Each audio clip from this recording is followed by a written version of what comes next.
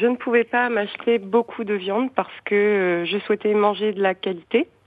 Et j'ai décidé en fait d'en acheter moins souvent, quitte à ce que ça soit plus cher mais de meilleure qualité.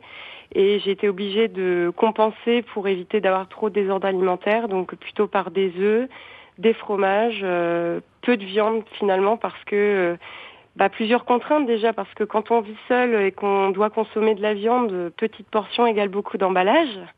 Et puis problème de conservation aussi parce que c'est pas toujours idéal dans les transports en commun, dans les conditions d'habitat aussi qui le permettent pas toujours. Moi, je sais que dans ma famille, on a eu tendance à apprendre à consommer de manière plus éthique, c'est-à-dire qu'on savait d'où provenaient les viandes, on connaissait les producteurs, ou quand c'était pas le cas, on s'interrogeait quand même sur l'origine, le traitement des animaux. Donc je pense que c'est aussi une affaire de famille, de culture. Nous, on s'est habitués à ça.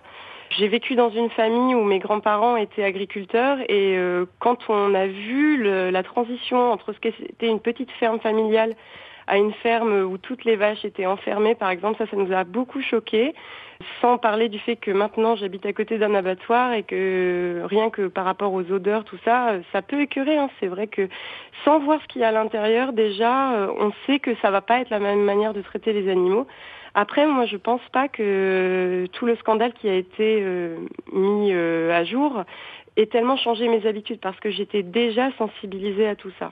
Après, c'est vrai que vu le scandale, ça a réitéré en fait nos choix. Enfin, on les a re-questionnés et ça nous a validés en fait. Pour autant, vous envisagez pas d'arrêter complètement la viande? Pas du tout en fait. Moi, la consommation que j'ai de viande, alors ça se répercute aussi sur la façon dont j'ai de consommer d'autres aliments. Moi, je sais que pour les légumes, c'est pareil. Je fais attention à la provenance et on privilégie plutôt du local et du bio, même si c'est pas toujours facile en fonction des prix.